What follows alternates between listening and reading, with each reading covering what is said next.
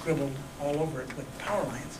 And that won't work. We need to be able to bring the energy from the Midwest, where there's all this wind, probably more wind in the Midwest than any place in the country, help supply energy around other parts of the country. And it's providing a leadership to other states. When you look at Maine, we have tremendous wind potential, over 40 nuclear power plants worth of wind energy off the coast. But unfortunately, we actually ship wind energy into Canada and back into the United States because the grids are not connected. So this is why it's very important, and we're very happy to see it happen in Nevada and showing how this can move forward and making our energy more secure and made at home. So. I guess I got two questions. One, climate warming. How are we dealing with the teabaggers and Fox News who say that it's all a lie? This has been a problem from day one. Anytime it comes out of the mouth of a Democrat, it's automatically a lie. And I think we have to have a national campaign of some sort.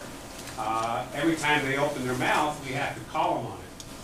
And that's not happening on a national level, starting right at the top with our president. It just started last week, but we need to do that continually nationwide. And the second question I have, which along with these energy jobs we're creating, we're becoming counterproductive. A lot of these companies in Texas with their windmills, they're buying their generators from China. But we have GE in upstate New York and GE in Ohio laying off thousands of people because they can't put them to work. And here we're buying these generators from China. What's going on there? I'll try to take a shot at your two questions. First of all, if someone can read and see, they can understand what's going on with global warming. Mm-hmm. Glacier National Park, this wonderful facility we have, wind up with no glaciers very quickly. And it doesn't have to be just in the United States. The latest National Geographic is the front page is on polygamy. But if you read into that National Geographic, they have a wonderful piece on Peru.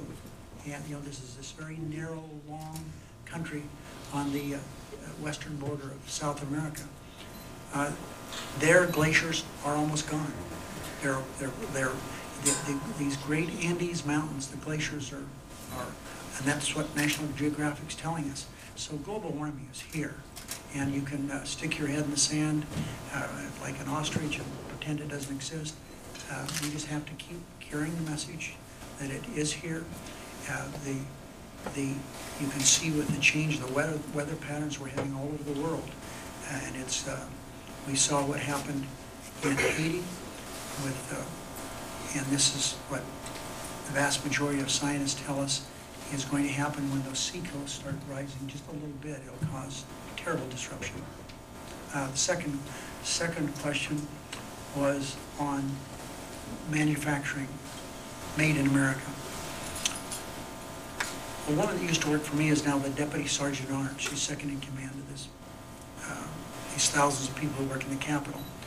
And she was assigned to go to New York to a national gift show to buy things that could be sold at the Capitol gift store. They had more than 6,000 purveyors there. They had 16 made in America.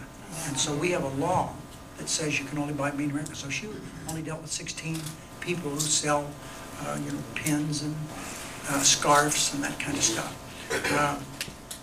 Made in America is really important.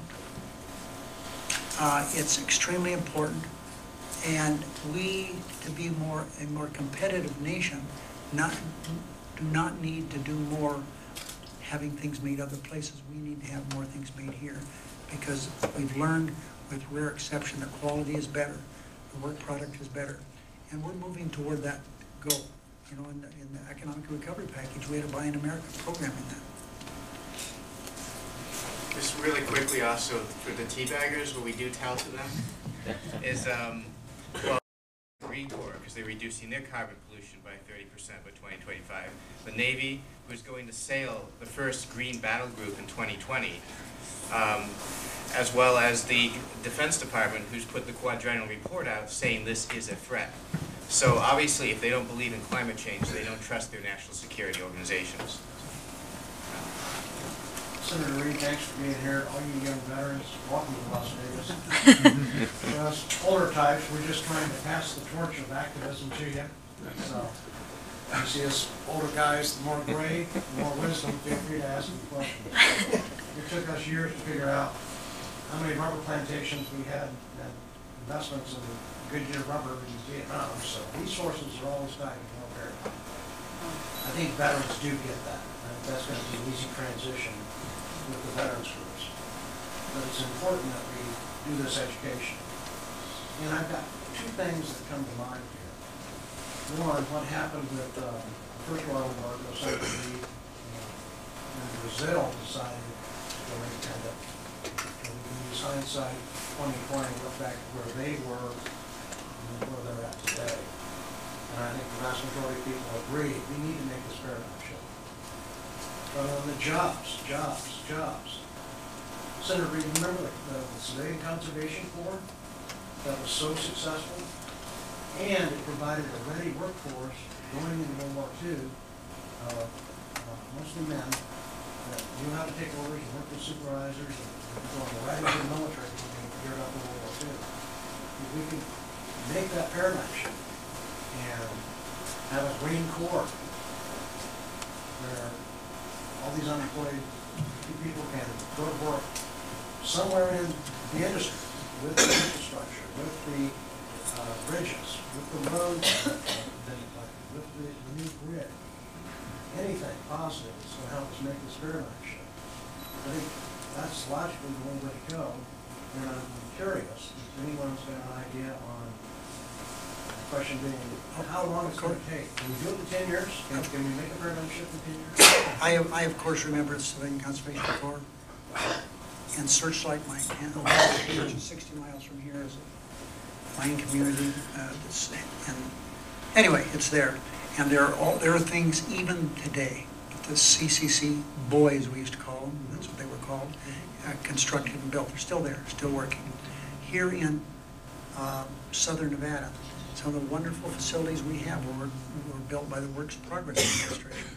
The 5th Street Grammar School, that beautiful facility there, was built by the Works Progress Administration. Now, one of the things that's been overshadowed because of the 2 wars we have going on, the battle we've had for months on health care, and the trouble with the economy has kind of overshadowed one of the most important things we've done in a long time in America. The 4th bill we passed this year was the National Service legislation. As I said, it's been overshadowed by a lot of other things, but what it allows is for people to be involved and get a small stipend for working with the environmental communities, NGOs around the country, in healthcare operations, in education, those kinds of things. So they'll get paid a little bit for it, but the most important part, it allows them also to get money to go to college or to trade school. That's now in existence as we speak. So there are some things being done to move into the more modern society. Yeah, if I can just touch on that, sir. I know that I like to stay positive with things and have hope.